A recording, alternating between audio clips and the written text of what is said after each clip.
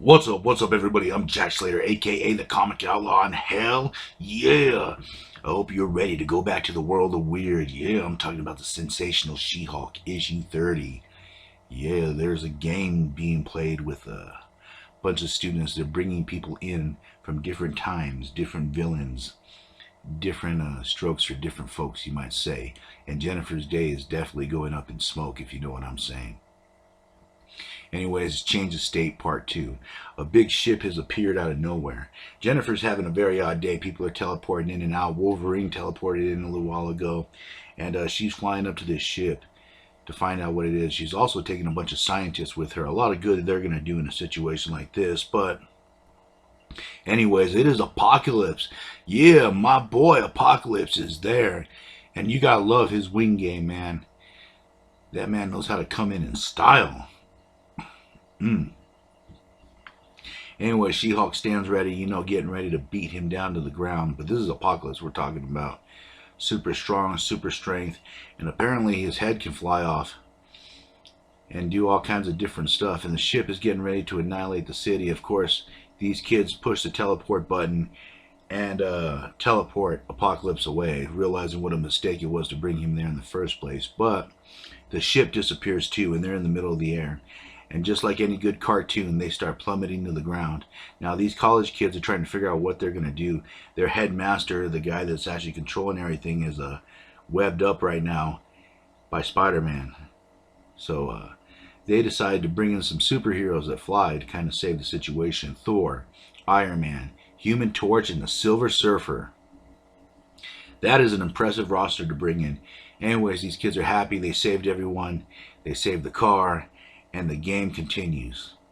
Now, Iron Man uses his sensors to actually pinpoint where everything's coming from. They deduce it's the college, and this is where the kids decide to teleport them away before Iron Man pooches the whole deal and figures everything out.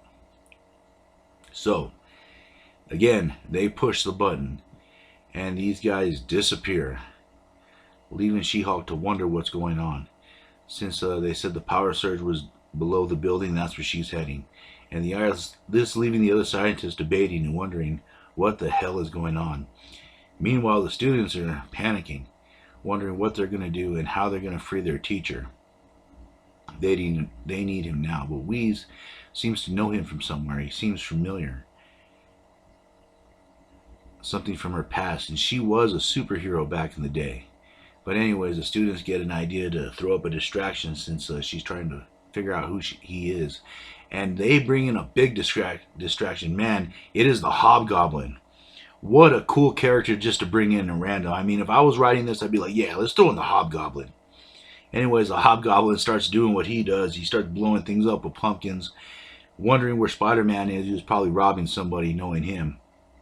He was more of a criminal than a certified nutbag, even though he was a nutbag in certain incarnations. But in this one, he's more criminal.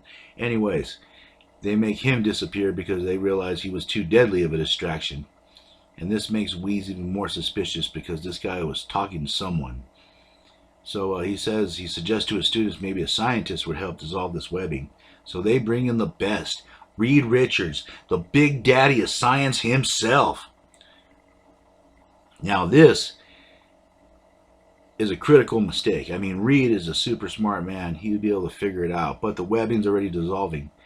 The professor rips it off, and he tells the students to get rid of Reed right now before he figures out everything, because that's just what Reed Richards does. And I love how he's just panicking. He's like, get him out of here now. And Reed, of course, disappears, and this makes She-Hulk even more suspicious as the guy jumps out the window. I mean, everybody knows that he's the main villain now, and the kids are just panicking. And they're just pushing buttons, trying to get someone, something, somehow, something to distract her. And man, they bring in a ton of villains, like Juggernaut, Jack-O-Lantern, the Rhino, Sabretooth, just to say the least.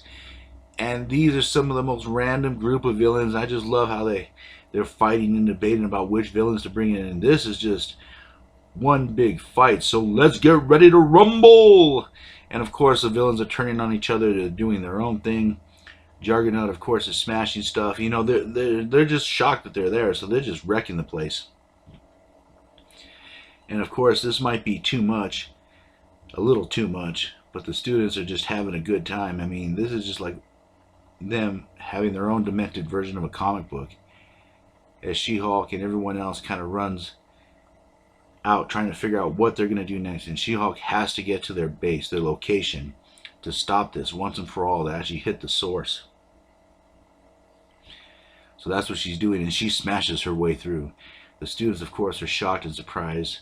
And this guy tells her not to mess with the machines, but you don't tell Jennifer anything. Jennifer just starts smashing and wrecking the place, breaking it down. This has to stop once and for all.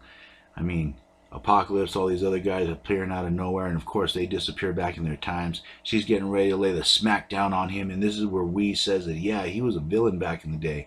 He was a teleporter. He went to jail. For a while, he got caught in limbo. For a while, he appeared, and he just wanted kind of a second shot. That's all he wanted, to be relevant again. But his research was just too dangerous. He's going to jail. And the students are being handed off to another corporation so they could work on the fourth wall experiments that he was doing. He was playing with the fourth wall, manipulating reality in time and space. So they want to continue that research. And just when she was going to haul him off to jail, he pulls out a teleporter and boof, he avoids that. And as I said, the students, of course, go from working from one company to the other. She-Hulk is left wondering what's going on, and she's praying for the old writer to come back. Maybe, maybe not. But I'll catch you on the flip side. Laters. Yeah.